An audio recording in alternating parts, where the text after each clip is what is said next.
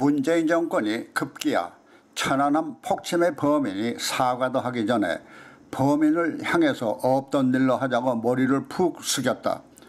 5.24 조치가 무엇인가?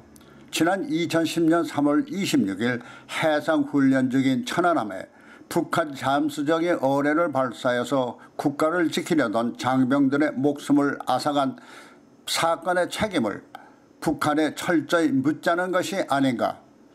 그런데 아직 범법자의 사과도 받기 전에 피해자가 서둘러 없던 일로 하자는 것은 마치 내가 잘못했으니까 그만 화를 풀고 나 좀 만나줘요라고 구걸하는 것과 다름이 없다. 주객이 전도된 것이다.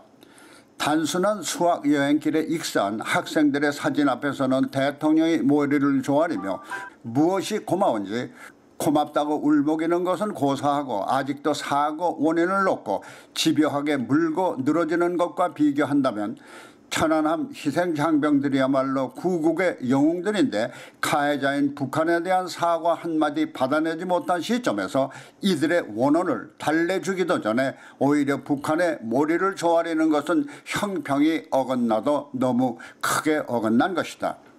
문재인 정권이 구국 장병들의 원혼도 마다하고 범법자에게 머리를 숙인다면 이는 국민을 배반하는 것이다.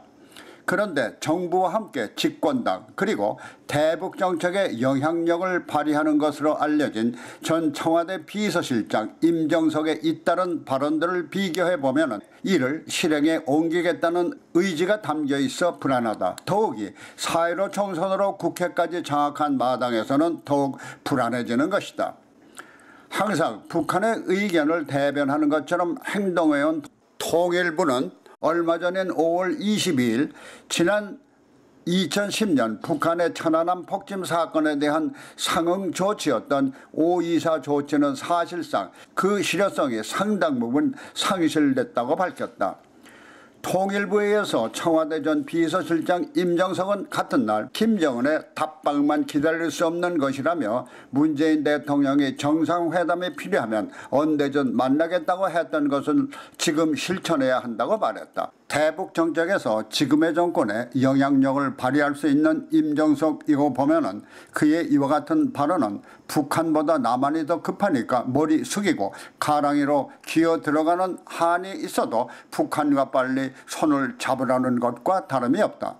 한편 집권 여당에서는 통일부의 5.24 조치 실효성 상실 발표를 계기로 독자적인 남북협력의 필요성을 강조하는 목소리를 내고 있다. 5.24 조치 가운데 중요한 항목의 하나는 인도적 지원을 제외한 대북 지원 사업을 보류한다는 항목이 있다. 이 항목은 동맹국인 미국은 물론 유엔이 북한의 핵 폐기를 위한 대북 제재 조치와 맥을 함께하고 있다. 그런데 5.24 조치를 무효화한다는 것은 문재인 정권이 동맹국이나 국제적인 움직임과는 상관없이 독자적으로 북한과 손을 잡겠다는 것으로 볼 수 있다. 문재인 정권의 5.24 조치 무효화 움직임에 대해서 미국은 남북 협력을 지지하지만 북한의 비핵화 문제가 해결되지 않은 시점에서의 제재 완화는 검토하지 않겠다는 의도를 드러내며 5.24 조치 무효화에 회의적인 입장을 드러내고 있다. 현 시점에서 문재인 정권이 서둘러 5.24 조치까지 없던 것으로 하고 북한을 도울 리는 없다. 북한이 자존심상 천안함 폭침을 시인하고 사과는 하지 않더라도 남한에 대한 악의적이고 호전적인 발언이나 수시로 핵 발사를 하는 것과 같은 무모한 행동을 자제하며 진심을 보인다면 남한 측에서 용서를 해주고 김정은을 위한 것이 아니라 북한의 인민들을 위한 인도적 차원은 마다할 일이 아니다. 그러나 북한의 태도가 변하지 않은 시점에서 서둘러 인도적 지원을 한다면 오히려 북한에 대한 지원은 김정은의 호전성만을 키워주면서 남한에 대한 오만만 길러주는 것이다. 그렇다면 남한은 그야말로 항상 무엇 주고 뺨만 맞는 신세가 되는 것이다. 그런데도 불구하고 문재인 정권이 김정은의 환심을 사려는 저의가 무엇인지 궁금하다.